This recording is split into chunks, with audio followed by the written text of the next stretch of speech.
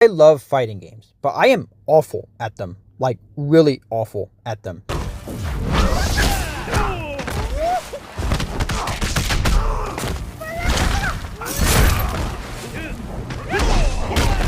I've always been a fan of fighting games ever since I was a kid, with franchises like Soul Calibur and Smash Bros.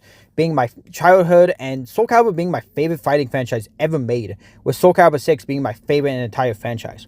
While I might be terrible at these games, I still do love them and love playing them, and a franchise that has always been one of my favorites is Mortal Kombat.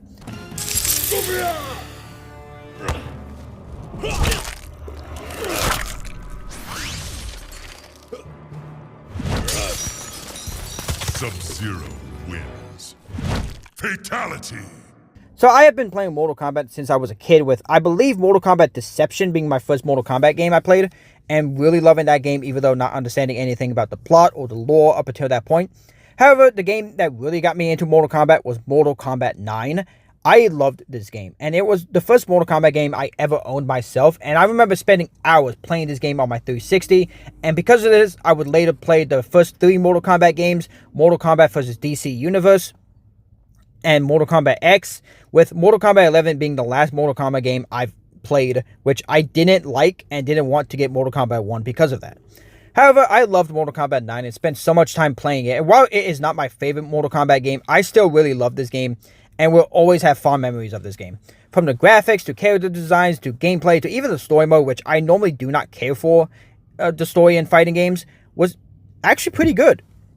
So this game has a few game modes that you do, with the basic arcade mode, which this will make me sound like the casual at fighting games that like I am, but it's my favorite mode. I will always love having to fight a certain amount of characters before fighting the final boss and getting an ending for whoever I'm playing as. You can do normal ladder mode, or if you want, you can do tag team mode, which allows you to have 2 fighters, which can be fun and adds a second character that you can do cool combos with. It's also funny having a team like Johnny Cage and Melina, 2 characters who would never be allies fighting together. There's also Test Your Might, Test Your Sight, Test Your Luck, and Test Your Strike, which Test Your Might is having to mash the button in order to break an object. Test Your Sight, you have to find a location of an eye that is hidden under a head. And Test Your Luck is playing slots, and you either get advantages that help you or disadvantages that makes fights harder. And this is one of my favorite mini games ever put into a Mortal Kombat game, only being beaten by chess combat from Deception. Finally, Test Your Strike is making sure your might is at a certain spot in order to break the brick in the middle of other bricks. There's also the challenge towers, which they bring fun challenges for the player to do if you want. There's a practice mode where you can learn how to use a character or practice the character's fatalities, which is fun, and an easy way of seeing all of them, and it helps you know where you need to stand in order for the fatalities to work. There's also the Crypt, which allows you to unlock other fatalities, costumes, artwork, and music, which is fun. However, if you stay long enough, you will be jump scared, which always gets me. The last thing is the Necropolis, where you will see artwork and view characters' endings and their bios. There's also online play, but I am nowhere near good enough to play online, and I don't even know if people are still playing this game online.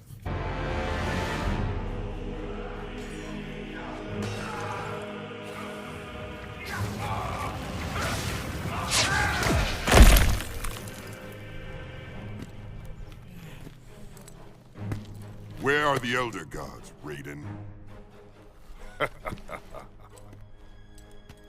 Their pathetic mortal combat shackles me no longer.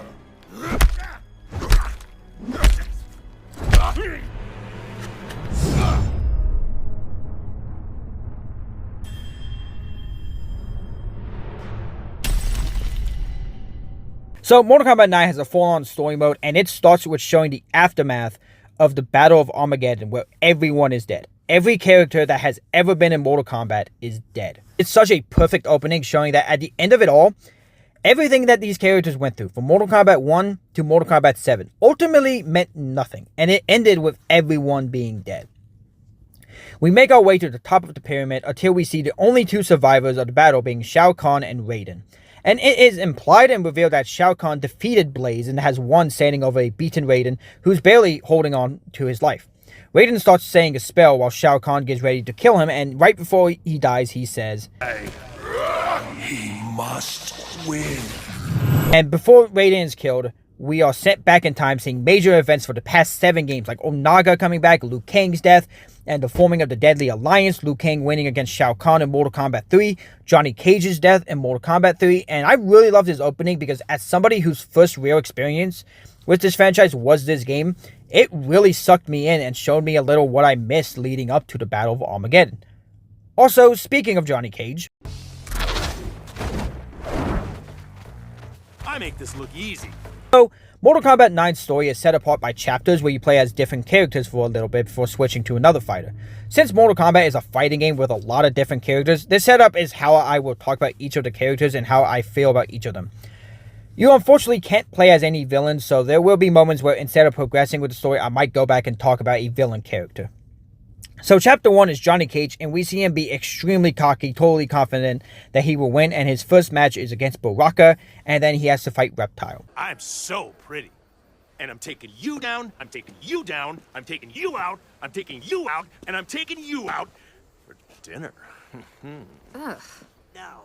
Johnny Cage is a very much the joke character of this franchise. He's the one always making jokes and who brings most of the laughs of this franchise. Johnny Cage is a Hollywood actor and director who's a skilled martial artist and would join the Mortal Kombat tournament even though he doesn't understand what's going on. He can shoot fireballs and has a shadow charge with some weird green energy that MK9 claims is because Johnny is a descendant of an ancient tribe who used his ability. However, he is probably most known for his iconic nut punching, where he punches somebody down below because Mortal Kombat is a super serious, mature franchise where you can punch a cyborg in the nuts. Oh yeah. NetherRealm Studios introduced a new mechanic with the X-Ray moves, which is a special move you can do once your meter is full, and you can do quite a lot of damage while the screen turns black, and you get to see the damage done to your opponent's bones. I've heard people complain that the X-Ray moves are bad because they are unbelievable, and there's no way that the characters would survive most of these, which I think many people making this complaint need to understand that they are playing a video game. Yes, it's unbelievable that someone could survive any of these, but it's also unbelievable that they survive any of these attacks or special moves in this game. In fact, it's unbelievable that any characters in any fighting game survive whatever happens to them because there's no way a normal person would. But the easy, simple answer that I know these people don't want to hear is that it's a video game. And yes, we want games to make sense and have logic and be fully immersed, like, ourselves in these games. But some things, something very important to remember is that some things are simply just there for gameplay purposes. Because you are playing a video game, and no matter how much you truly try to immerse yourself, that will never happen because there are some things that don't have a lore reason other than it's a video game. The reason characters can survive these moves is because otherwise the match would be over and the game would be very boring for us to play. And if this reasoning isn't good for you, then I don't know what to say. There's also the criticism that the X-Ray moves are turning Mortal Kombat into a movie because it's just a cinematic cutscene you watch. But honestly, so what? It's cool. There's more than enough gameplay, and having a few seconds to enjoy a very bloody animation where your opponent gets their bones broken feels great, especially when you're losing, and it gives you a chance to breathe. I could understand the argument that seeing them over and over again gets boring, and I can understand that, but I honestly think that goes for anything if you play it for too much. But speaking of stuff characters should not be able to survive,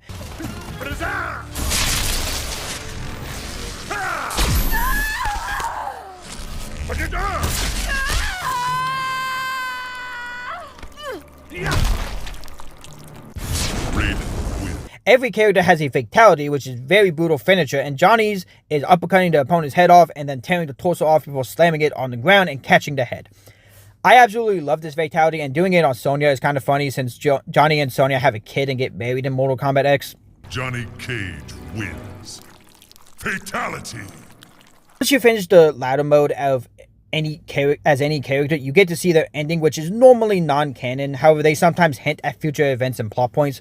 And in Johnny's ending, he's overwhelmed with power, and because of it, Raiden sends him to the Order Realm so Johnny can be trained to control it, which his ending isn't terrible, but is one of my least favorite. It's just kind of boring. You should be more respectful of Lord Raiden. He is the protector of Earthrealm, the god of thunder. Look, I don't know what kind of role-playing you guys are into, but count me out.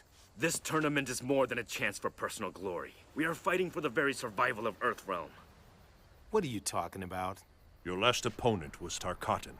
He was born with those blades. Yeah, those things are real. He represents Outworld. Had you lost, the Emperor Shao Kahn would have come one step closer to physically absorbing our world into his. Outworld, yeah, right. The Elder Gods created the Mortal Kombat tournament to give Earthrealm a chance to defend itself. But if we lose this time, Shao Kahn will conquer all. Dun dun dun. Look, guys, I'm an actor. I save the world for the cameras. If this Emperor is really a threat, call the military. Me? I've got a date with a blonde. Chow. What do you see in him? He is a hero, Liu Kang, though he may not yet know it. After beating both Baraka and Reptile, Johnny tries to hit on Sonya and we have to fight her only for Kano to come, and after pushing Johnny off, he tortures Sonya until Johnny somehow jumps back up here. Like, seriously, how did he do that? And we have to fight Kano before we go to Chapter 2, Sonya Blade. His name's Kano. He was an informant in our Black Dragon investigation. Big-time arms dealers. Turns out he was their leader, giving us the runaround.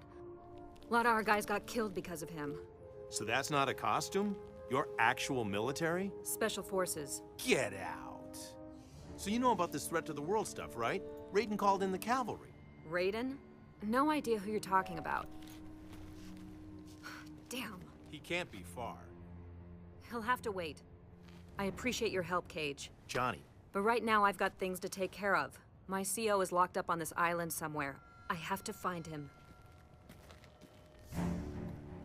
So, Sonya Blade is here because her commanding officer, Jackson Briggs, has been kidnapped by Shang Tsung, and very quickly Sonya finds him before being found by Shang Tsung, who makes her fight Sub-Zero, and then afterwards Raiden shows up, and for some reason we have to fight him. And after blinding everyone, Sonya saves Jax before having to fight Jade and Katana. I guess I'll have to do this the hard way. So, Sonya is a Special Forces agent, and really her entire reason of being here is to save Jax and to stop Kano, because for some reason she trusted Kano, which I feel like is an honest question throughout the entire franchise. Is why would you trust Kano? He's one of the most untrustworthy characters in Mortal Kombat. Sonya's special move rely a lot on her gear and her legs, whether it be launching herself at someone, blowing a kiss, a powder that stuns the opponent, or blast a beam at them. Her X-ray is just giving a beating before cracking their neck and then throwing them to the ground, which with her legs to crush their head.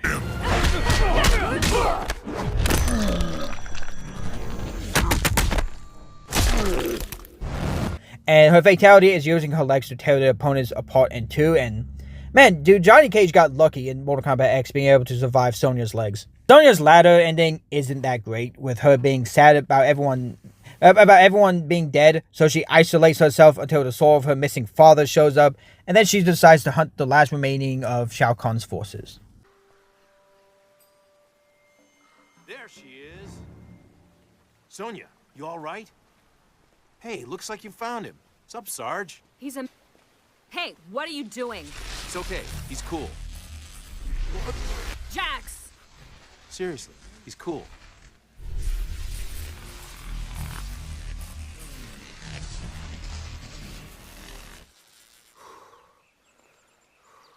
That's amazing. Told you. Turns out he's a god. Thank you, Raiden. Gratitude is unnecessary. I have foreseen events, like memories of my future.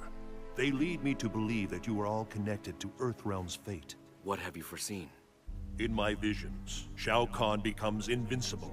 He destroys all life in Earthrealm. We will all die. I believe these flashes are a guide to defeating Shao Kahn, but disrupting the flow of time can have serious consequences. I'm not worried. I bet you can win this thing no problem. Unless directly challenged, I cannot participate. What should we do besides standing around looking pretty? For now, the tournament must run its course. All right then. We're with you, Raiden. Chapter 3 is Scorpion's chapter, which I am kind of sad that we get Scorpion's chapter this very early on. But Scorpion wants nothing to do with Mortal Kombat. He just wants to kill Sub-Zero, but is forced to fight Kung Lao and Nightwolf, which Nightwolf tries to tell Scorpion that he understands wanting vengeance because his people were hunted down and killed, like Scorpion tried, but telling him he can't allow vengeance to consume him, which after hearing that, Scorpion tells Nightwolf he's a bitch and who a disgrace to his people because he's not seeking vengeance, which, damn, Scorpion! We cut to Shang Tsung's throne room, and after hearing Sector and Cyrax saying loudly how they all link Wei, he goes over to them, and after being pushed, Shang Tsung happily announces that there is a challenger, which I've heard Shang Tsung be described as a guy who just loves Mortal Kombat and is just dying for the next match, and honestly, I think that description fits.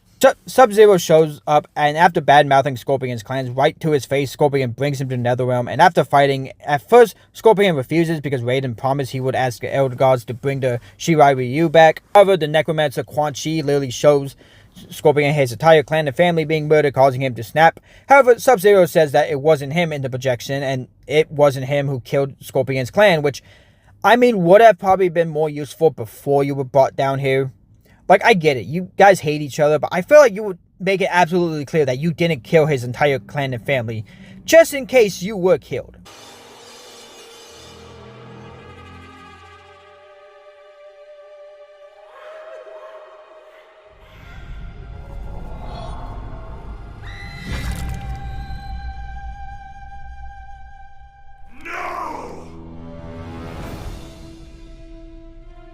That is not me.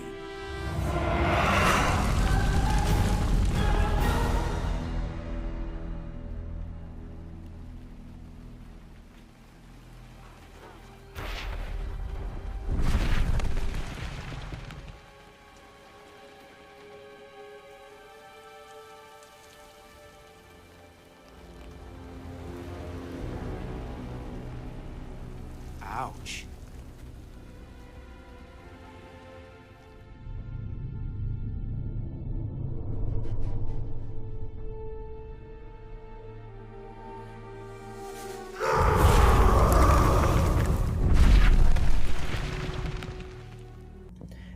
This is unironically one of my favorite scenes in Mortal Kombat. There is no dialogue, and even though Scorpion is wearing a mask, you can tell all the emotion he is feeling, and the shame and sadness of what he did, followed by the rage in knowing he has doomed any chance for his clan and his family to be returned.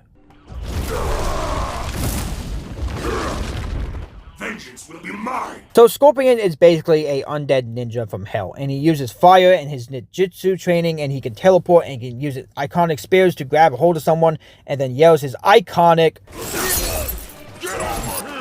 Scorpion is one of my favorite Mortal Kombat characters. It might even be my favorite. I love this character so much. However, sadly, his X-ray isn't that great, just punching them and then stepping on the chest, and unfortunately, his fatality is kind of lame, with him just trying to push his head off and then chopping it in half, which, unfortunately, I feel like Scorpion has always had the worst fatalities in his franchise, with most of them being bad or disappointing, and only a few of them actually being good. His second fatality that you can unlock is one of my favorites. I absolutely love it.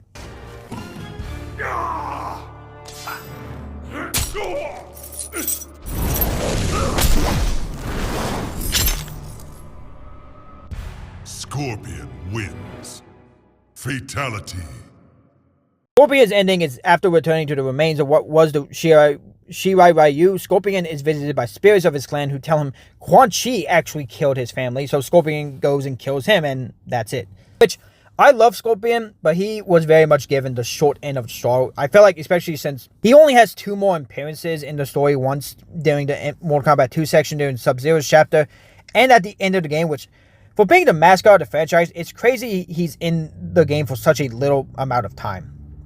And his fatalities and X-rays move aren't that great. His ending kind of sucks. I hate seeing my favorite character basically treated like nothing. However, Scorpion leaves and goes back to Netherrealm. We now enter Chapter 4, Cyrax. Safety's disabled. Combat mode engaged. Cyrax has to fight both Shiva and Baraka, and while Cyrax is normally a cyborg in Mortal Kombat, it is actually really cool to be able to play as him in his human form, and there are unique animations to go along with his moves since he's a human and not a cyborg yet. Dropping his smoke and teleporting rather than breaking apart, or his buzzsaw being attached to his arm instead of inside his chest. We need to talk. Our host tried to have me killed. You were speaking with the Thunder God. Your indiscretion has jeopardized my plan. Cyrax is Lin Kuei. He will complete his task. We shall see. The next match will be Cyrax versus Johnny Cage. What, me? All right, then. Not everyone gets to rumble with a celebrity. Ready for your beatdown, sunshine? Here it comes! We have to fight Johnny Cage, which I don't know how this would work since Johnny Cage and Cyrax are both from Earthrealm. And just because they're working with Shang Tsung, I don't think that would automatically make them Outworlders. Cyrax refuses to kill Johnny Cage, which I wonder what his fatality would look like when he's a human, since his fatality is cutting them up and then kicking them, causing their body to fall apart. Also, get used to Johnny not being able to win a single match after Chapter 1, which is very much a problem the NetherRealm games have. However, due to not killing Johnny Cage, Cyrax has to fight against Sector, and I miss while fighting him, but Cyrax's X-Ray is throwing them in the air with a bomb and kicking their back and then slamming them into the ground. Cyrax's ending is that he goes to war with Sector and the rest of the Lin Kuei, and with Raiden's help, wins and becomes a defender of peace, and which isn't a bad ending, but it also isn't really that great. Something about the story mode of the NetherRealm games is that you can't play as the villains, so there's no way of playing Sector during the story mode, so I'm going to go ahead and talk about him a little bit. I will show no mercy. Sector is the son of the Grandmaster of the Lin Kuei, and unlike Cyrax, is in full support of the Cyberization Initiative, and he loves using fire and can teleport, can uppercut, teleport, and launch rockets. His X-Ray is he uppercuts the opponent and then hits them in the back, which is very cool, but his fatality is really cool with shooting a rocket at the opponent's torso and then having 4 other rockets blow up the other limbs.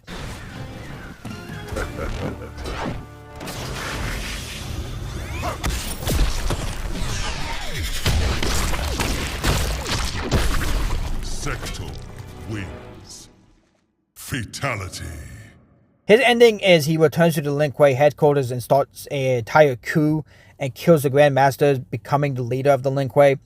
After Cyrax defeats Sector, we go to Chapter 5, Liu Kang, which feels very sudden, honestly, playing as Liu Kang this early, and we have to fight Ermac after talking with Raiden about his visions for the future before he is killed by Shao Kahn.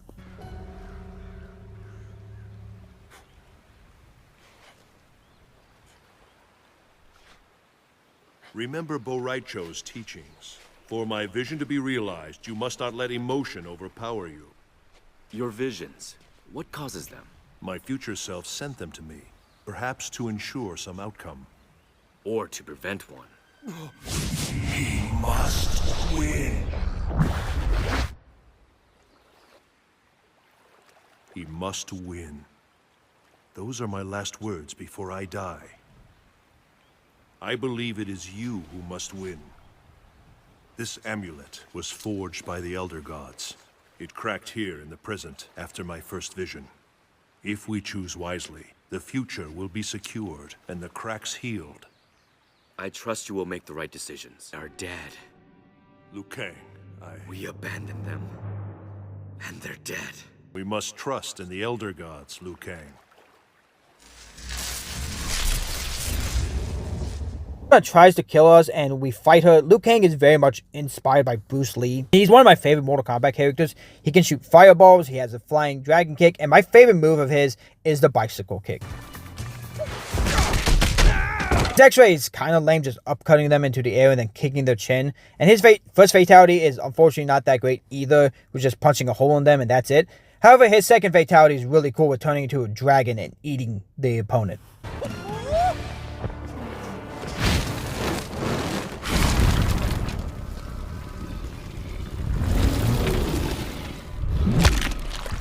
Liu Kang wins.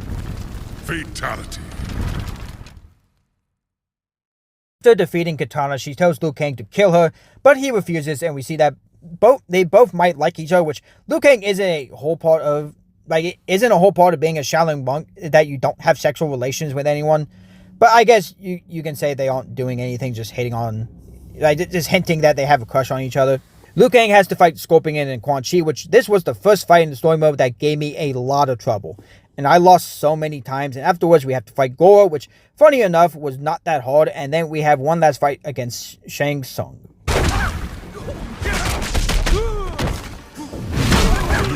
I concede. Yeah! Well done, my friend. He has saved Earthrealm.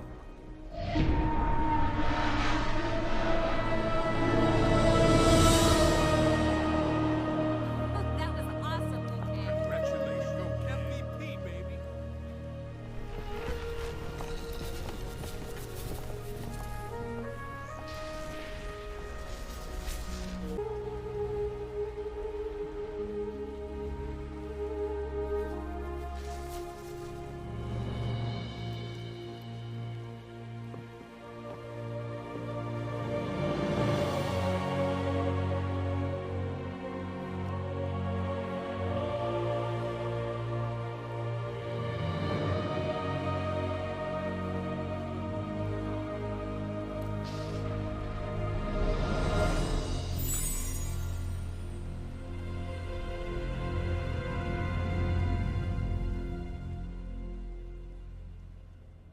You failed me! 500 years I have waited. Now I must wait 500 more. My lord, all is not lost. Curse the Elder Gods in their tournament. I should have taken Earthrealm by force. But I am bound by their rules. Rules that cannot be broken. My lord! Kill him. But what if the rules were changed? Kitana.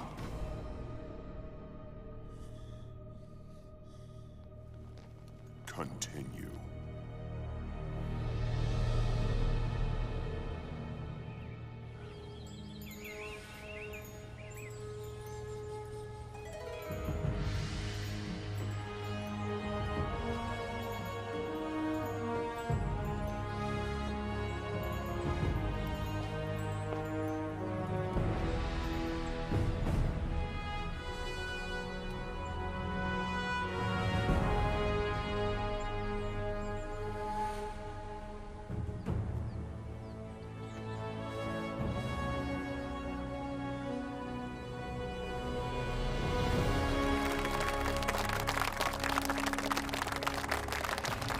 Realm is saved and Liu Kang is pronounced the champion in Mortal Kombat, but after the Tarkatan's attack, which somehow doesn't count as a invasion breaking the rules of Mortal Kombat, Sonya is kidnapped and we start the Mortal Kombat 2 section of the story mode with Chapter 6, Jax. Tsung has taken her. We've got to find her. We must follow them.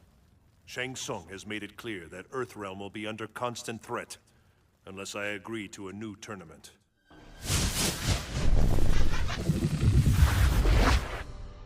Another vision? Yes.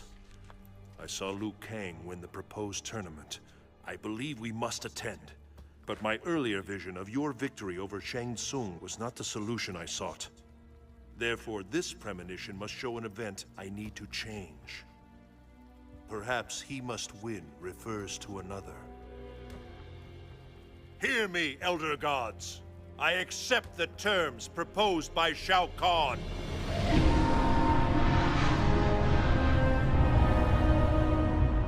We go to Outworld. So Jax, Johnny, and Raiden go to Shao Kahn's throne room, and Jax has to fight Baraka, which this is very much the point where the biggest problem with NetherRealm's Mortal Kombat games is the fact that villains can never win. You fight Baraka so many times during the story that he doesn't win once, which, while it's bad in this game, it becomes a bigger and bigger problem in later games. Raiden teleports them to the armory, and while Ed Boon made it clear in an interview that they try to avoid pointless fights, I guess he forgot about the fight against Jax and Johnny Cage, which I understand the point of view of Jax defending Sonya's honor, since Johnny just views her as an object. But this fight just comes off as Jax is annoyed at Johnny and is fine risking losing a Earthrealm warrior, all because he's annoyed, and it makes Jax seem like an idiot. Bring it! So, while Jax has always been a fan favorite ever since he was introduced in Mortal Kombat 2, I'll be honest, I have never really cared about him. I don't hate his character, but he has never been one of my favorites. He has metal arms and can dash at people and grabs them and punches them. His X-ray is actually cool with breaking and snapping the opponent's bones, Bane style, and his fatality is cool with ripping people's arms off. But he has one of the worst endings in this game, where he basically hijacks all the world's electronics, then takes down Kano, which is just a very boring ending. After defeating Johnny, you find Sonya, have to fight Shiva, and after saving Sonya, we go to Chapter 7, Smoke. Of readings, heavy tech signals, both of them. Technology. Then they cannot be of Outworld. We need to confront the source of each signal. We might discover the one whose victory I must ensure. Wait, what about us? What are we, chopped liver? What? Perhaps you are right, Johnny Cage. You will stay close to me. Great, I... Close as a shadow, and twice as silent. Sonya, you're with me. Keeping my eye on you. Raiden, looks like you'll want to teleport yourself about 30 clicks that way. We should stay together, Tundra. Assuming your brother's identity will certainly draw attention. Not all of it welcome. You are right, Smoke. But assuming Bihan's identity is the best way to honor him. Let us proceed then. Sub-Zero. We should separate. Our fellow Lin Kuei will not be far behind once our absence is discovered. If only they had been more forthcoming with the details of your brother's demise. We will find Shang Tsung. He will tell us all he knows. If he killed Bi-Han, he will die. Be stealthful as the night. And deadly as the dawn.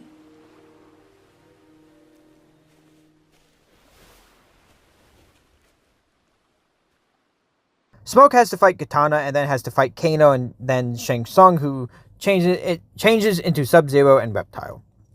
Smoke is a really cool character in this because Smoke has always been a cyborg in previous games, and this is the first time we get to play as him as a ninja, and he has so much fun with teleporting and dashing with the power of Smoke. His X-Ray and Fatality are also extremely cool. However, his ending is awful and one of my least favorite, with it being revealed that when he was a kid, he was almost sacrificed and killed all of his captors, and he wasn't Smoke anymore, but instead he was a ninja.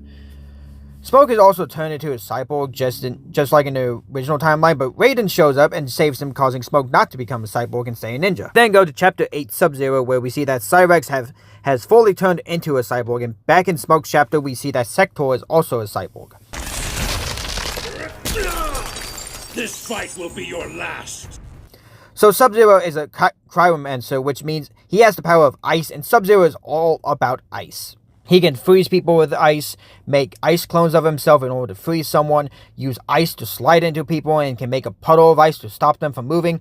His X-Ray is a little disappointing since it's just crushing some ice in their stomach and then headbutting them, but both his fatalities and his ending are my absolute favorite.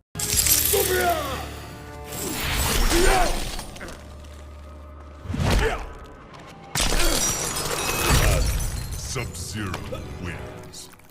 Fatality.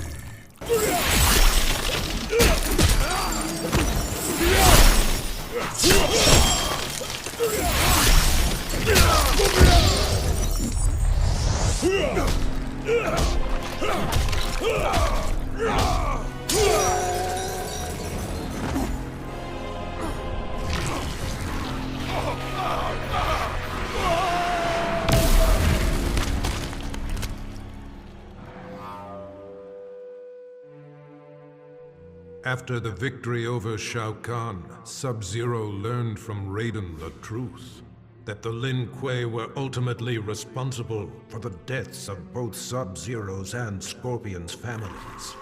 Enraged, Sub-Zero offered Scorpion a chance to share in his quest for vengeance.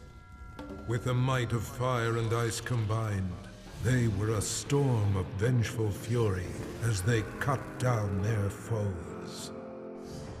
Once justice had been done, Sub-Zero and Scorpion disappeared into legend, emerging from obscurity only to avenge the innocent. The forces of darkness will never stop this deadly alliance. Along with Scorpion, Sub-Zero is up there as one of my favorite characters in Mortal Kombat. I have always been a huge fan of him since I first played Deception. Gotcha.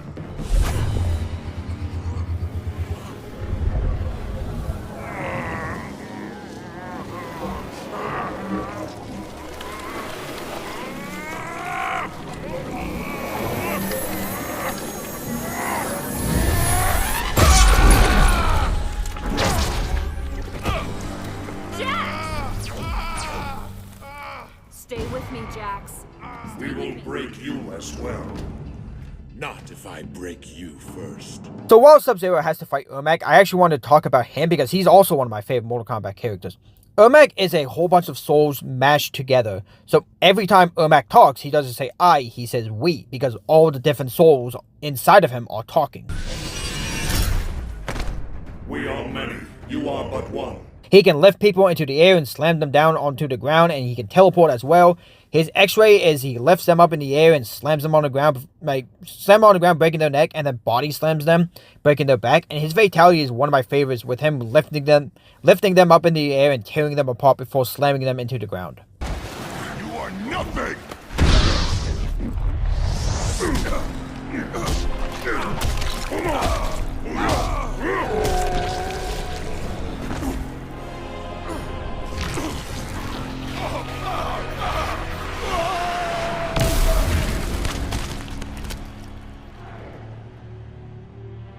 With Shao Kahn dead, Ermac was no longer bound to him.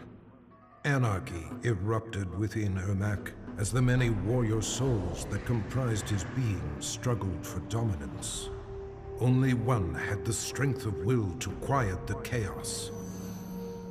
The conflict resolved, Ermac returned to Outworld, determined to reunite with his past. Queen Sindel and Princess Kitana were shocked to learn the truth, that trapped among the many spirits within Ermac was their husband and father, King Jared. Though he would never be the Jared they once knew, Ermac would forever serve and protect his queen and the Edenian people. After defeating Ermac, Sub-Zero makes his way to the Colosseum where he sees Kitana refuses to kill a random Earth Realmer, and then after demanding to fight Scorpion, he has to fight Reptile. And then Scorpion shows up and Sub-Zero takes him down. My brother! No, you...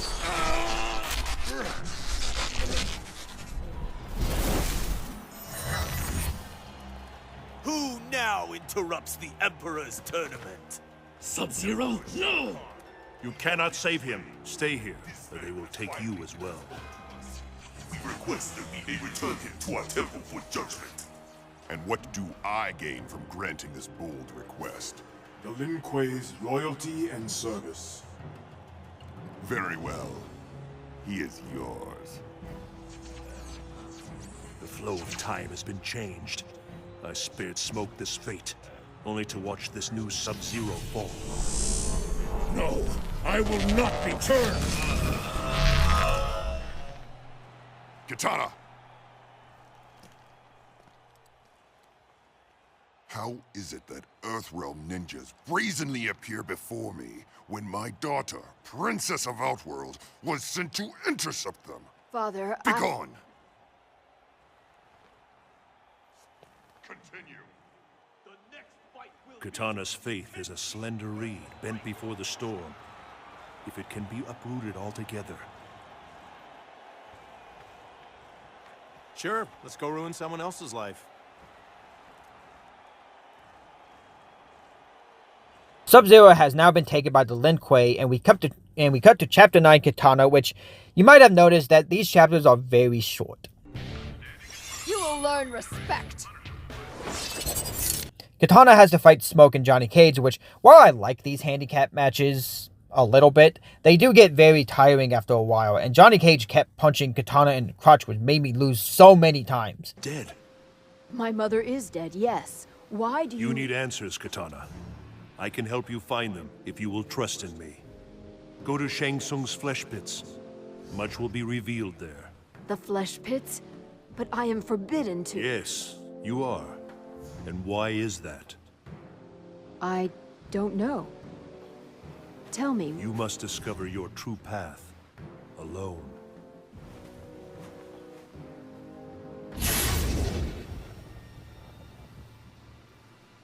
Well, on her way to the flesh pits, Kitana runs into Jade, and we have to fight her, and she's not too hard, especially since you only fight her and not two people at once. Kitana now has to fight Mileena, which, because you don't play as her in the story mode, I'm going to step back and talk about Mileena. Let us dance! So I love Mileena, and she's easily a top 5 favorite Mortal Kombat character for me. However, the fanbase around her is one of the worst in video game history. I feel like most of her fanbase loves her mainly for how she looks more than how she plays, because the way they act about her is so over the top. And look, I get it. You know, Mileena is an amazing character with some awesome moves, awesome fatalities, but so many people who are fans of her, they treat her like she's their girlfriend or their wife in real life. And it makes being a Mileena fan honestly kind of hard, because you need to always make it clear that you're not that kind of fan. Mileena wins. Either way, Mileena is a half clone of Kitana and half Tarkatan, so the rest of her looks like a normal woman. However, she has extremely sharp teeth that she can use to chew into people, which I haven't mentioned the character designs at all, mainly because I don't really have anything to say other than I love how the characters look in this game. But I think out of every character, Mileena is one of the few where her being designed to look extremely sexy actually benefits her character. Mileena's entire character, even in the older games, is that she's supposed to be a clone of Katana, and she is supposed to take her place. However, due to her massive Tarkatan teeth, she has to hide her face, and her dressing the way she does, she draws attention away from her face, and using her body and her sexuality as a way of tricking people actually works for her character. I personally prefer her design in Mortal Kombat X, and I think, like many characters, is the best she has ever looked. However, her design in Mortal Kombat 9 is also really good, and works for her character.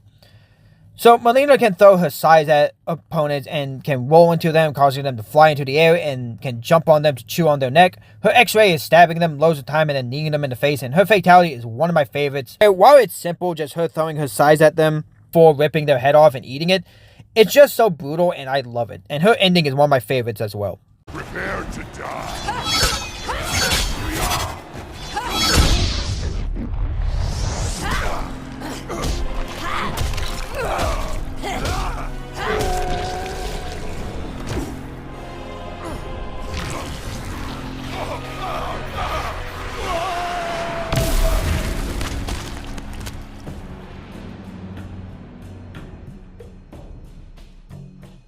Mileena killed the Emperor in a fit of deranged fury, but she was unaware that her victory resulted from Shang Tsung's designs. He had imbued Mileena with the ability to drain Shao Kahn's dark magic, rendering him vulnerable. Now Shang Tsung was ready to execute the next phase of his plan, murder Mileena and take Shao Kahn's power for himself. But Mileena instinctively wielded her new dark power against the sorcerer. Shang Tsung's end came quickly. Mileena absorbed his soul, multiplying her strength. She then set out to claim an even bigger prize, the soul of a Thunder God. After defeating Mileena, Katana confronts Shang Tsung, and after fighting him, brings him straight to Shao Kahn to report what she has found, which, while I love Mortal Kombat 9's version of Shao Kahn, in a way, this was a extremely dumb move of him. Because of course Katana would betray you and work with Earthrealm after you straight up tell her you aren't her real dad, and you in fact killed her real dad. A Dinian king. I annihilated him while merging his realm with Outworld, and took his queen as my wife. If only I had not allowed Sinbel to convince me of your worth. But now, I have a true daughter. But anyways, we move on to the next chapter with Jade, and we see Baraka and another Tarkatan holding shotguns, which is the funniest image ever. And we have to fight Baraka. So this is the last time Baraka is in the story, like really. He shows up once in a cutscene later on, but really this is the last time Baraka is in the story. And even though he isn't killed here, he never shows up again, which is very weird. So I'm going to go ahead and talk about him.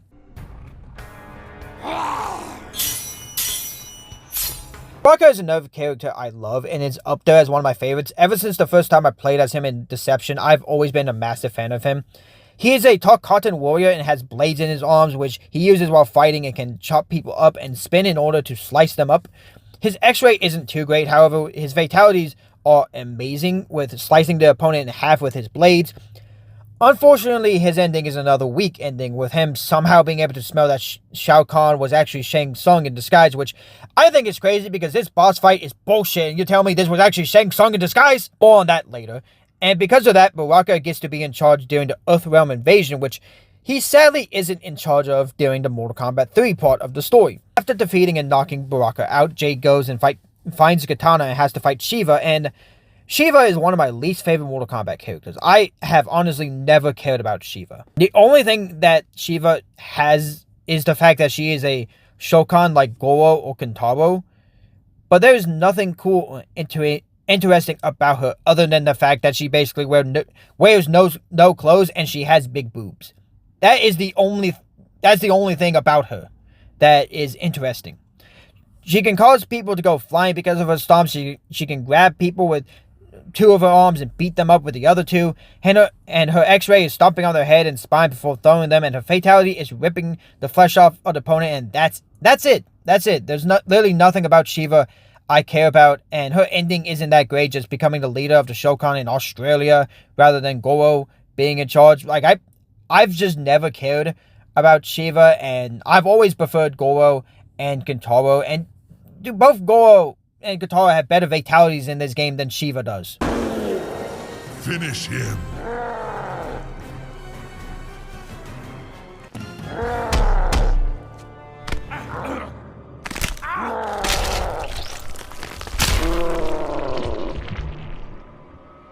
So, Jade unfortunately can't save Katana in time and is told to go find Raiden, but has to fight Mileena. So Jade is probably one of the most popular Mortal Kombat characters, especially since her not being in Mortal Kombat X makes so many people angry. But me personally, I've never cared much about her, and I've always preferred Katana and Mileena. She uses her staff to attack opponents and can throw a boomerang and can shadow kick, and her X-ray is hitting the opponent in the nuts before hitting their spine, and both of her fatalities are really cool. However, Jade is another one who, her arcade ending I don't care for, which many endings in this game I think are either bad or just not interesting, and only a few I actually really like, with Jade's ending just being her becoming possessed by some spirit who we never hear anything about afterwards.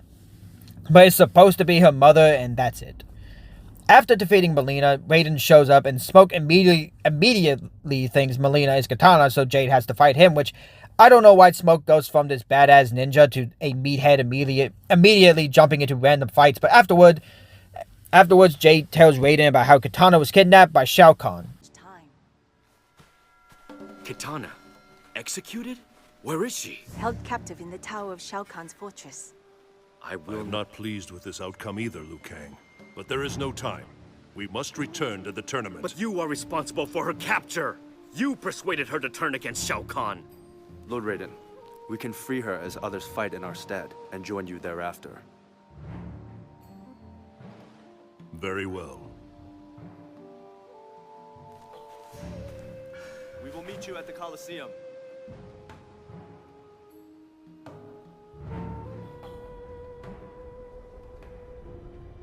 I hope your girlfriend is worth Lord Raiden's anger, Liu Kang. Notice that I am ignoring you. They must have relocated Katana. We have indeed. We knew someone would come for her.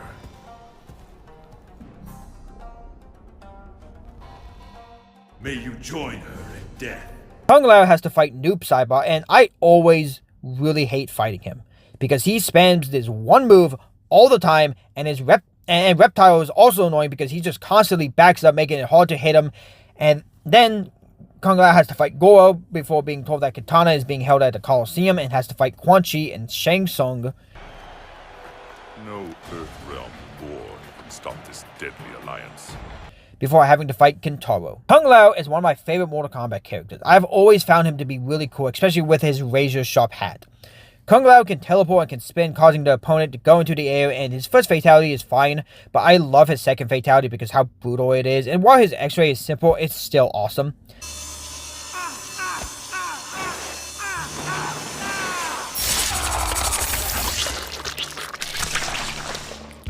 Kung Lao wins. Fatality. His arcade ending is another one I don't really care about, with it being revealed that he is a direct reincarnation of the great Kung Lao, who was the champion of Mortal Kombat for years before being killed by Goro. It's not a terrible ending, but I just don't find it extremely exciting personally, because it never mentioned in the story and only shows up during his arcade ending. Also, I've never really cared much about the great Kung Lao, since the only thing we ever hear about him is that he was killed.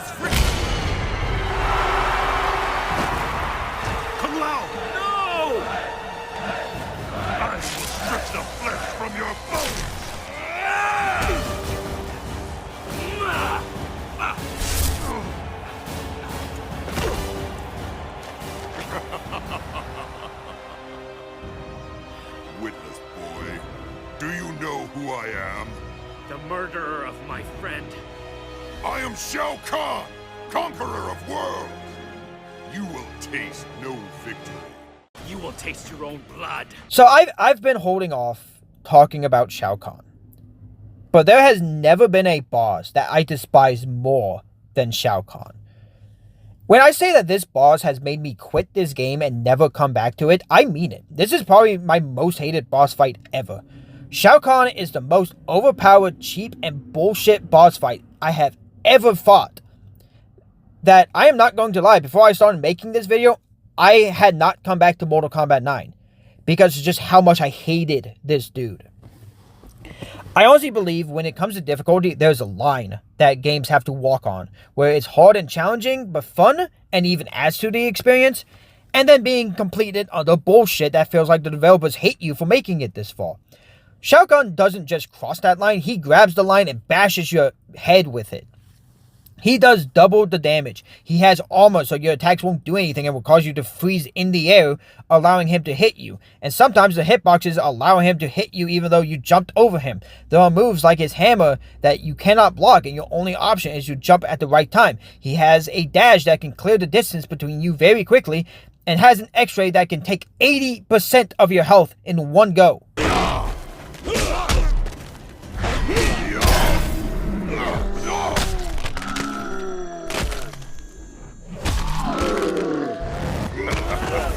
The only way I have ever been able to defeat him is by staying extremely far away and spamming the same attack over and over and over again. Which isn't fun to watch, and honestly isn't that fun to play. It's the only way I can actually beat him. But if I actually try to fight him normally, I get destroyed, and if the character you're playing as doesn't have a good range attack, you're basically screwed. Shao Kahn doesn't feel like he's extremely hard as a reward for making it to him, and is the last challenge for you to beat. He feels like a punishment for playing the game, because unlike boss fights like Corrupted Shinnok or Brainiac, which are hard boss fights that can be very cheap, but I can still defeat them normally, and I still have I have massive fun while fighting them, and each time I lose, I learn from my mistakes, and I become a better player at either Mortal Kombat X or Injustice 2. Shao Kahn is there literally. Meanwhile, with Shao Kahn, there's literally nothing I can learn other than just stay away and spam attacks, unless I want to keep hearing Shao Kahn wins. Actually good at fighting games will probably say that Shao Kahn is actually easy. You just need to put in the time to get better and learn combos. And maybe that's true. But I will always despise his boss fights so much, and honestly, it makes his later appearances funny just because how weak he becomes after this game.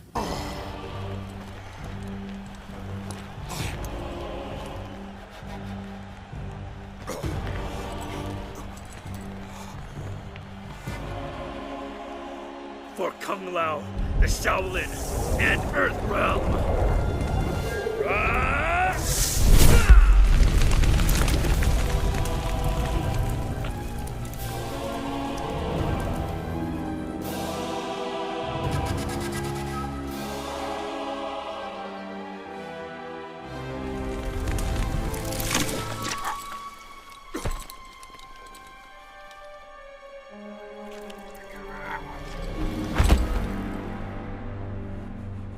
I cannot believe Earthrealm has won.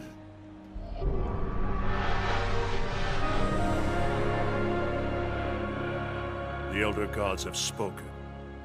Earthrealm is free of Shao Kahn forever.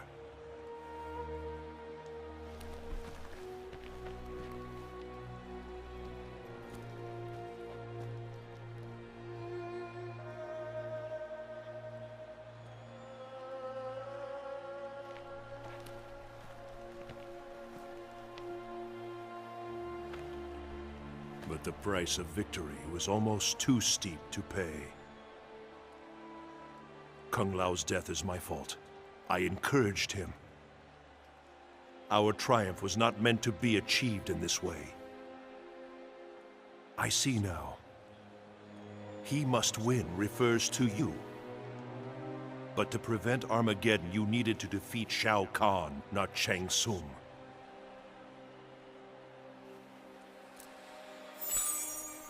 It cannot be. Shao Kahn is dead. Yet the future remains unchanged.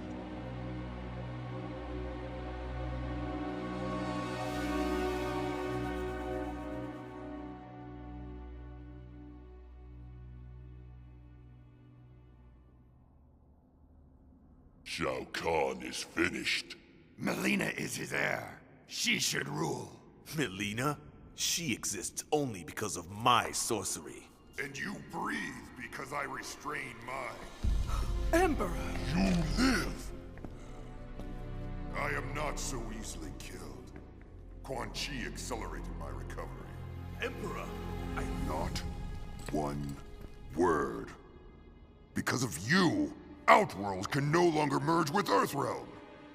There may yet be an alternative, Emperor. Invasion. Invasion? Do you mock me? Sindel's ward prevents me from setting foot in Earthrealm. Have you considered why your wife and Empress chose to betray you in this particular fashion? Of course. But even after millennia, her motives are a mystery.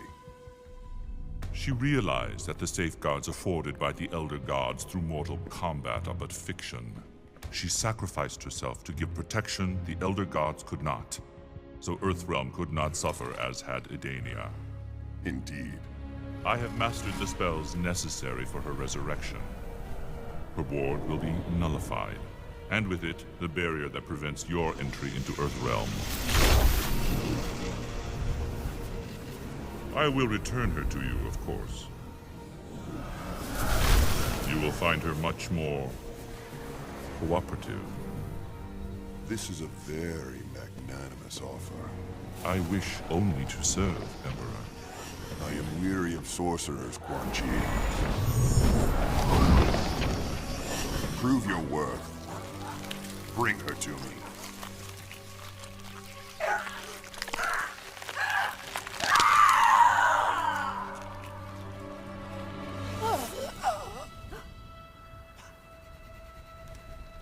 Sindel. Quan Chi? Shao Kahn looks forward to your return. The Emperor. Yes. What of Kitana? Kitana now allies herself with Earthrealm. Then she is no longer my daughter. Take me to Shao Kahn. Yes, Empress.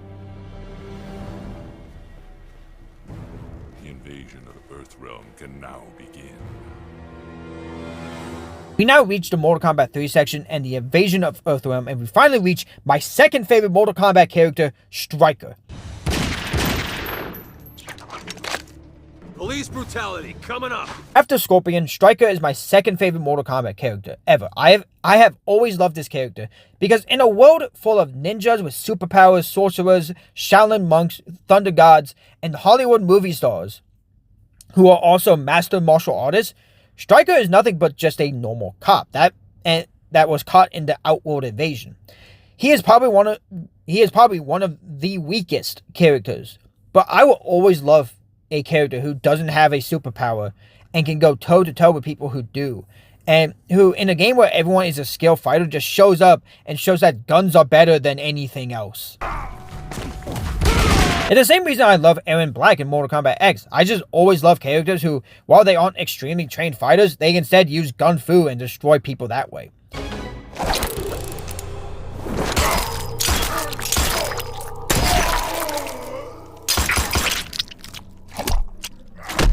Stryker has to fight Reptile before he goes to the street, so let's go ahead and talk about Reptile. Reptile is the last of his species, and basically his entire goal is to be able to reproduce. Reptile's entire goal in every Mortal Kombat game is he just wants to bang another being of his species so he can reproduce. Reptile can fire acid and fire a slow or fast acid ball and can dash very quickly. His X-ray is okay with him poking the opponent's eyes and then snapping their neck before kicking them. And both his fatalities are really cool and some of my favorites.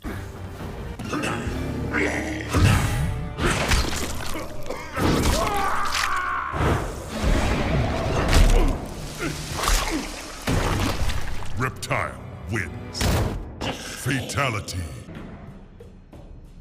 Having defeated Shao Kahn, Reptile was feared by all. He forced Shang Tsung to regenerate his Raptor race. The process took agonizing months, But soon Reptile heard the snarls of young broodlings throughout the flesh pits. Eventually, Shang Tsung had created an army of raptor warriors bred to serve Reptile. They stormed the realm, killing any Tarkatan, Shokan, or Centaur who opposed Reptile's rule. The intoxicating feeling of reuniting with his people blinded Reptile to the suffering of his former comrades. Reptile was home once more. Stryker has to fight Melina, which both Reptile and Melina, I can personally believe Stryker could defeat. But then Stryker fights Kentaro and Ermac, which, as everyone has said, and even me being a massive Stryker fan, that should be impossible for Stryker to defeat. There's no way Stryker should be able to defeat them. Stryker can use his gun to fire off 2 shots, and honestly is one of the characters that makes Shao Kahn's boss battle actually become kind of easy, because his shots can break through the armor. He also has his police baton and grenades. His x-ray is probably my favorite, of blinding them and then bashing them over the head before shocking them with a taser. And his fatality is also extremely short, with him just shocking them before blowing their heads off. And it's so short that this game shows it 3 times. But I love it. I love it so much, and Stryker has my favorite arcade ending out of any character in this game.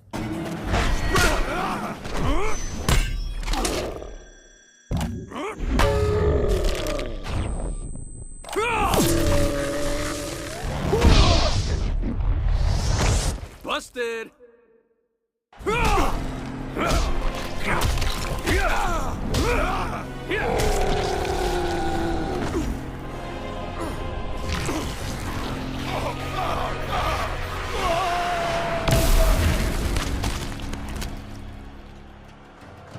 Despite telling the world that he was simply doing his job, Stryker was made a hero for saving Earth from invasion.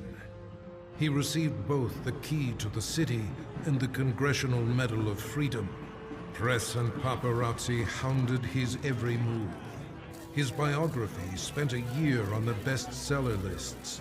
Stryker action figures flew off the shelves and into every young boy's hand. But when approached by Hollywood for the rights to his story, Stryker put his foot down. Never would he allow himself to be portrayed by Johnny Cage. Before Stryker was thrown down to the subway by Ermac, his partner Cabal was burned by Kentaro, which many Mortal Kombat YouTubers say that Kentaro burns Cabal with a move he cannot use in the game, which I am not a skilled Mortal Kombat player, but this looks like the exact same move that he used to burn Cabal.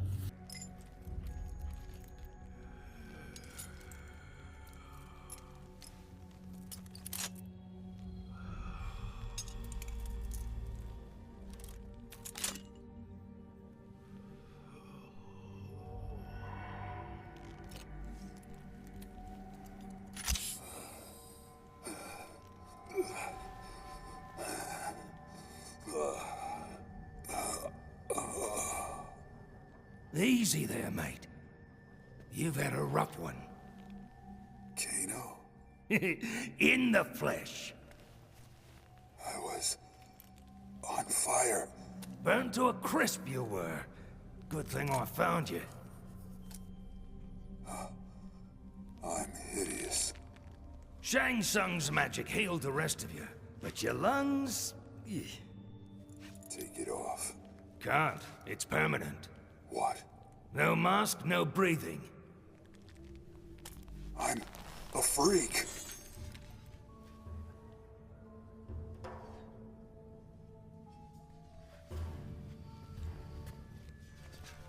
Go on, give him a whirl. I don't use those anymore. Yeah, you're all proper police now. The Black Dragon ain't the same without you, mate. You should come back. We're in the money on this war. You sold those monsters their firepower. Guilty as charged. This is your fault. What are you on about, eh? You're here, ain't you? I should be dead. Now you're gonna be. So somehow Cabal, who is still recovering from his burns, can immediately fight Kano. And Cabal can move quickly, and he can use his iconic hook blades as weapons, and his x-ray is extremely cool with breaking their legs and digging the hook blades into their back. And his fatality is one of my absolute favorites, with kicking them into the air and then cutting them in half. After defeating Kano, Cabal goes to the throne room where he sees the dead body of Motaro from when Raiden saved Johnny Cage from being killed. Johnny Cage fighting a giant monster? What is this, Time Smashers? And then Shao Kahn, who is probably blaming Shang Tsung for this and thinks it's his fault, some Shang Tsung's fault. He decides to suck out all the souls out inside of Shang Tsung before shoving all of them into Sindel and causing her to become overpowered. We'll talk about this scene later. And Cabal has to fight Melina and Noob Saibot, which at this point the handicap matches are very annoying, and this doesn't even make sense. Where the hell was Noob before this? Was he coming back from a bathroom break, like only to see Melina about to fight Cabal and thought he should help? Which, I hate this fight so much, mainly because I hate fighting Noob and just how much he spams his teleport attack. And right, it's the same with, like I mentioned it earlier, same with Reptile, where his AI just constantly backs up, making it hard to hit him and just fight him normally. It makes any time you fight both of them just extremely annoying more than challenging. As Cabal runs out of Outworld, I want to actually step back and talk about Shang Tsung, who overall I am in the middle about. I don't hate Shang Tsung, and I think he is a cool villain. However, I just don't like playing as him in this game, and I don't find him fun. Shang Tsung is all about soul magic and can transform into other fighters, and can also suck people's souls out and shoot fireballs. His X-ray, however, is the worst in the game, with, I guess he is sucking their soul and then kneeing them in the face, which is just very lame, and honestly just looks like he's groping his opponent, especially when you're fighting against a female character. His ending is okay. I don't think there's anything special with him finding out that Liu Kang went mad with power, and after being trained by Bo Raicho, he promises he will kill Liu Kang, which I honestly feel like Bo Raicho wouldn't do this no matter what, since he literally trained Liu Kang for the entire reason and he doesn't like Shao Kahn or Outworld. His fatality is also terrible and feels really out of character for him because it's just a copy and paste of Joker's fatality from Mortal Kombat for the DC Universe. And while it worked and fit with the Joker and like who the Joker is, I just don't see Shang Tsung changing into a clown and doing this. It kind of just feels like NetherRealm ran out of ideas and said, screw it, just reuse Joker's fatality, which I am surprised they didn't bring it back in Mortal Kombat 11 since Joker is actually a guest character in that game. This speed's incredible. Guess it's a side effect of the Outworld magic. You are not authorized for portal use. Yeah. Says who? Sub-Zero, Unit LK520. You say that like it means something. As you will soon discover. Cyber Sub-Zero is such an awesome idea and is a really cool... It's really cool seeing a different outcome from the original game, since Raiden saved Smoke, which caused Sub-Zero to be turned into a cyborg, and there's a nice moment of Cabal sympathizing with Sub-Zero because what recently happened to himself and how he believes how he was turned into a freak. Unfortunately, Mortal Kombat X and Mortal Kombat 11 do nothing about this, or even do anything about Sub-Zero being turned into a cyborg. How do you feel?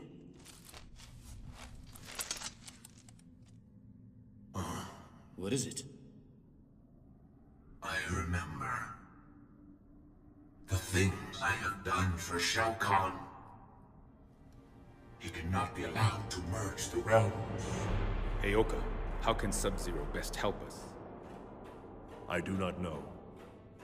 My attempts to alter future events have had negative consequences. Sub-Zero should never have undergone this transformation. Enlisting him may only further divert the flow of time. We need intel, right? Let's send him back to Outworld undercover. They will be unaware of my defection. I could deceive them.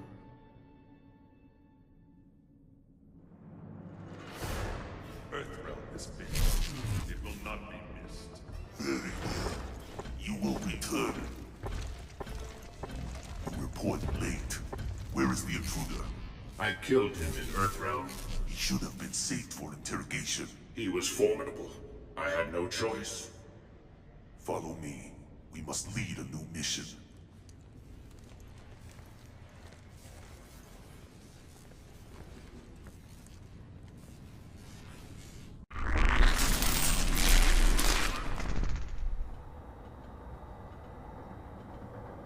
What mission brings us here? I have scanned your neural net 520. Your neuromodulators have been recalibrated. Impossible. The experience has been deleted from your system. Remove your access panel. Your programming has been corrupted. My soul was corrupted. Now it is cleansed. After fighting Sector, Sub-Zero goes to the clock tower and has to fight Goro and Katara, which I really hated this fight so much. You are not so fearsome. However, Sub-Zero uses the same moves as when he was a human, but now can teleport and he can drop some bombs to freeze the opponent. His X-Ray is cooler than regular Sub-Zero's, with having to jump and then smashing a ball of ice on the person's head before stabbing them. His fatality is kind of cool, with jumping onto them and freezing them before blowing himself up along with them. However, his second fatality is extremely lame, and it's probably one of my least favorite. However, Sub-Zero froze Kano earlier, and now is probably the time to talk about Kano, who I have never really cared much about Kano, and honestly, I think it wasn't until Mortal Kombat X that I actually started liking Kano a little bit. But even then, I don't really care about Kano that much. He can roll into a ball, and he can throw knives and can choke the opponent. I don't know why he can't use his eye laser in gameplay, since he uses it all the time in the cutscenes.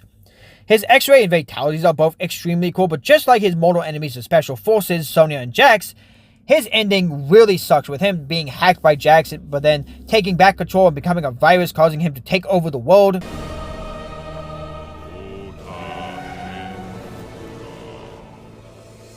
Who is that? The one Kano warned about. He is mine. You are not worthy of the name Sub-Zero. Who are you to judge? I wore those colors before you. Bihan? Yes, Kuai Liang. It is I. Quan Chi restored me. Restored? You and I both. We are flawed copies of our former selves. I have no flaws. Quan Chi has perfected me. For what end? To serve the Netherrealm and Outworld? It suits my purpose. But brother, we share blood. We are not brothers. Then I will not regret your defeat.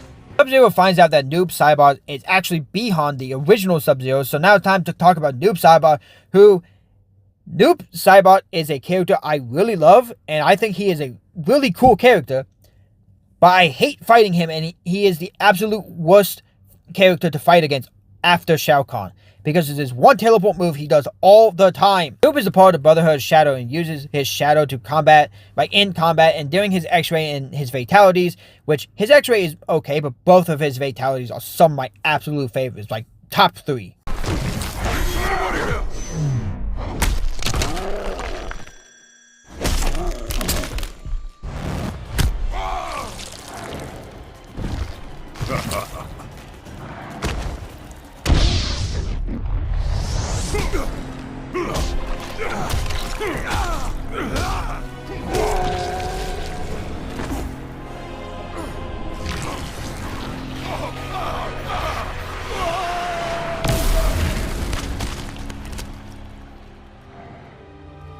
Quan Chi should never have resurrected Noob Saibot, nor should he have enhanced his power to defeat Shao Kahn.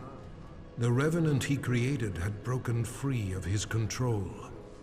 Noob had secretly formed an understanding with a cleric from the realm of chaos, and opened for him a portal to the Netherrealm. Shinnok, Quan Chi, and the Brotherhood of Shadow were unprepared as the forces of chaos overwhelmed them, leaving the underworld severely weakened.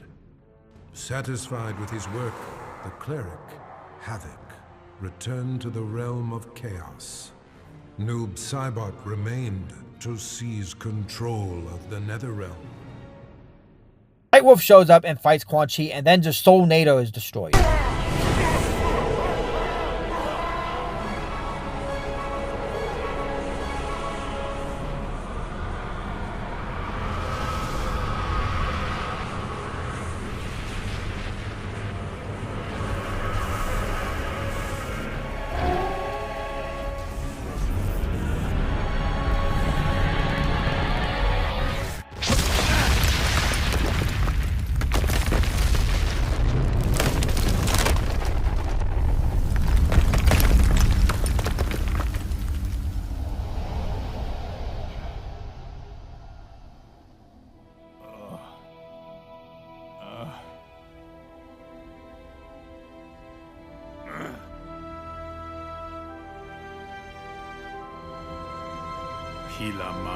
Nightwolf is a Native American and can, I guess, use spirit magic to charge at an opponent, can summon a bow and arrow, can also summon lightning, and can use a tomahawk, which, honestly, his entire character just reminds me a lot of Connor from Assassin's Creed 3.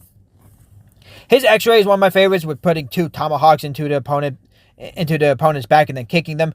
His fatality, unfortunately, isn't that great, with just chopping their head off by throwing a tomahawk at them.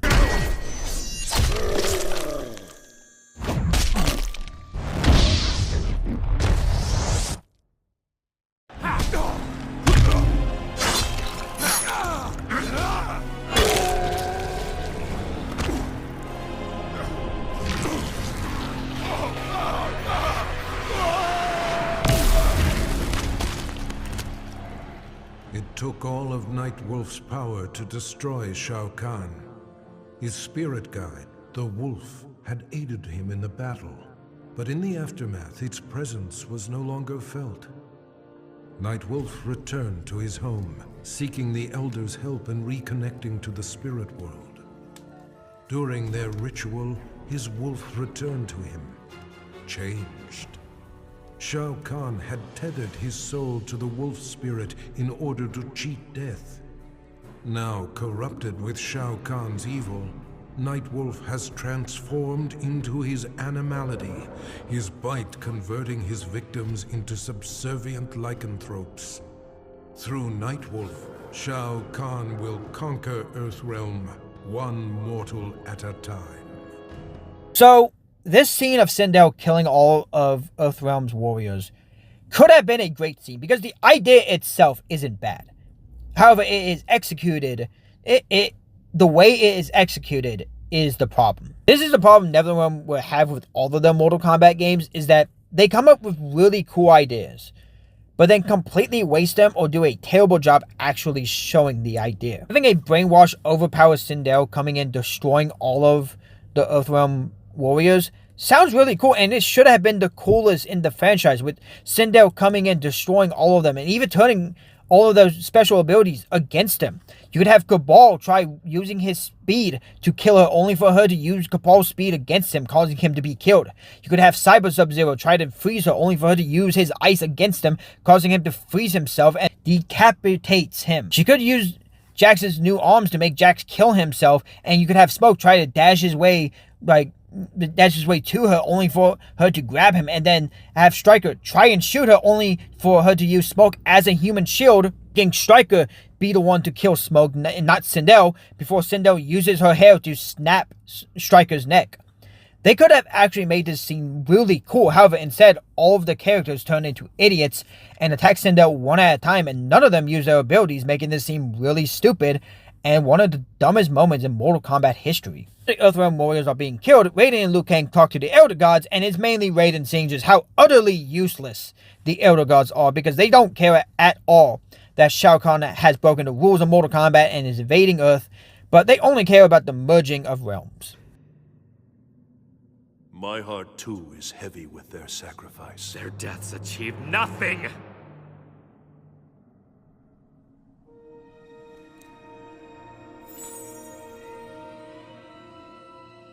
What is next, Raiden? Tell me the future! How do we honor their sacrifice? I climbed to heaven. Now I must plunge into the depths. I will go to Quan Chi, ally our realm with his against the forces of Outworld. What? Grovel before Quan Chi? What will he demand? What price will be paid? Would any price be too high to save Earthrealm? I had prayed it not true. But you have gone mad, Raiden. Your visions, they are nothing. Delusions of an addled mind. Liu Kang, please.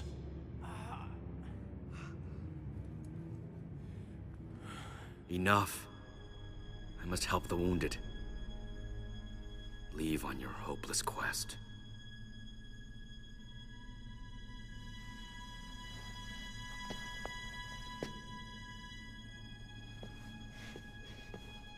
May the Elder Gods protect you.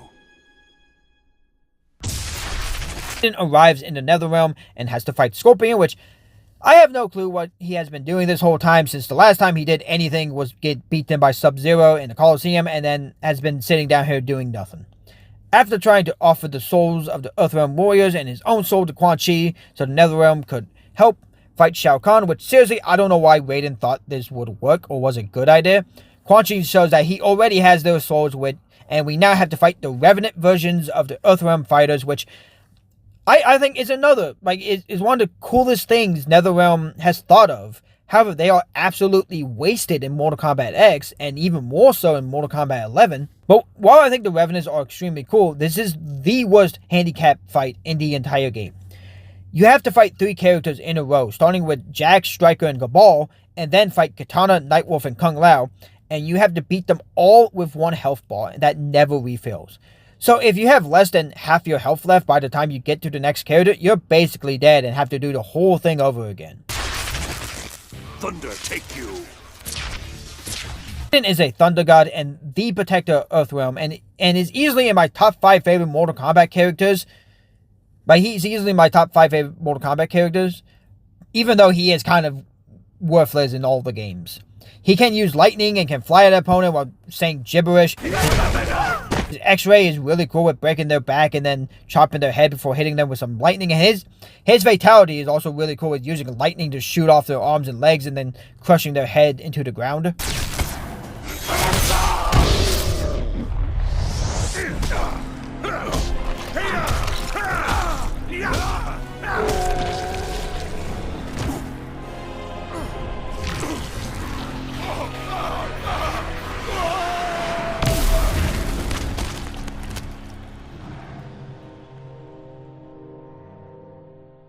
Shao Kahn was gone, but the scars of the merging of realms remained.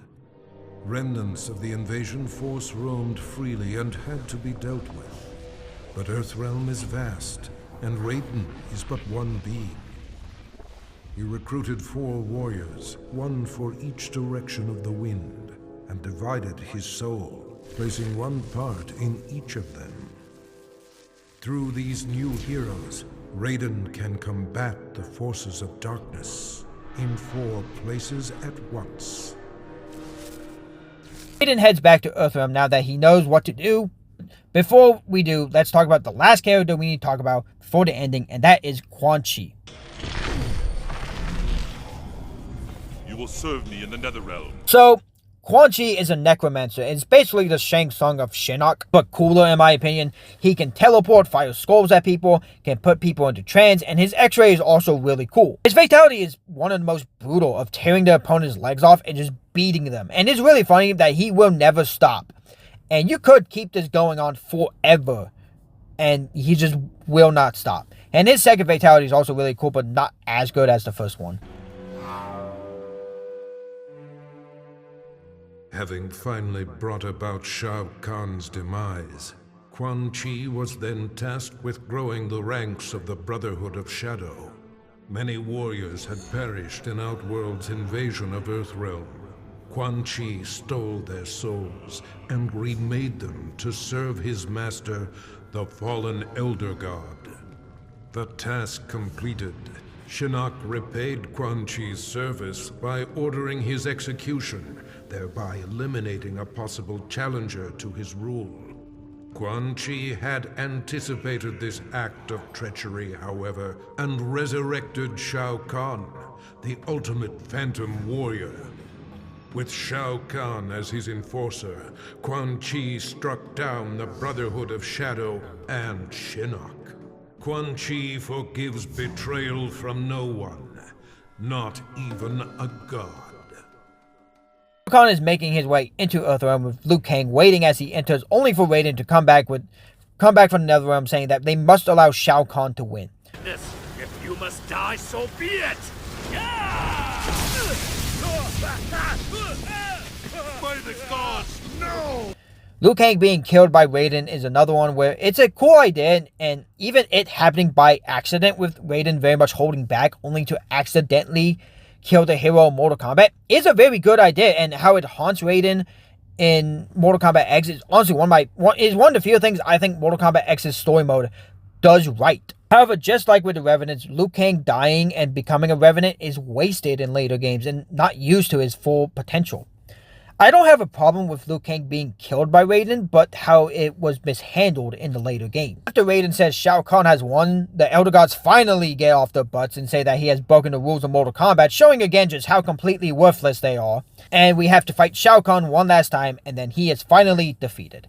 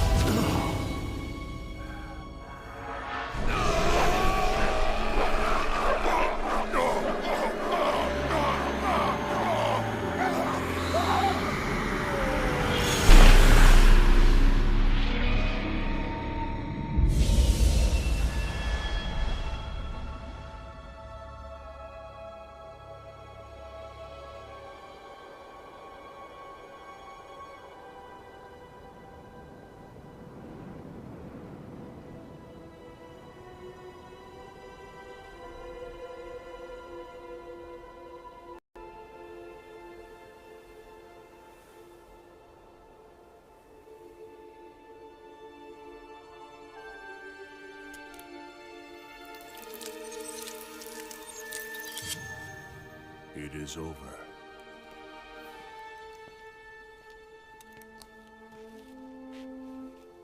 But only at the gravest of costs.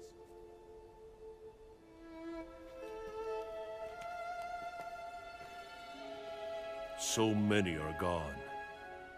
Their light has sunk into the earth. I am responsible for their loss. You did what you had to protect Earthrealm. Losses in war are inevitable. Come, let us tend the fallen. Then we must help our realm rebuild. Our work has only just begun.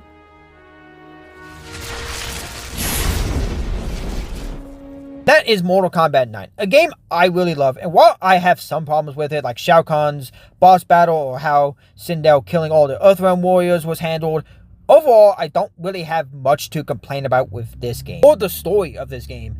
And really all my criticism, really, with this game comes from how NetherRealm wasted the ideas this game started up, whether it be with the Revenants, or whether it be with Sindel killing all the Earthrealm warriors. My problem is that NetherRealm wasted all of these really great ideas that they started in this game. This isn't my favorite Mortal Kombat game or even my favorite fighting game, but I still love it, and it was fun to finally come back to it and play it again.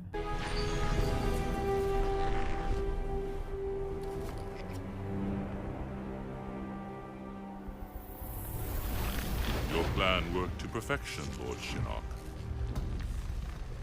Shao Kahn was blinded by rage. How easily he was convinced that the Elder Gods would ignore his merging the realms. Yet the Thunder God still lives. No matter. Neither Earthrealm nor Outworld can now withstand the Netherrealm's onslaught. It is time. Soon I will be free. Earthrealm and Outworld will be ours.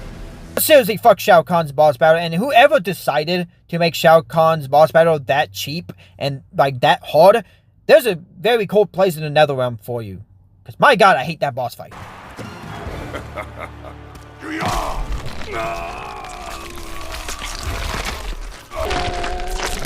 Shao Kahn wins.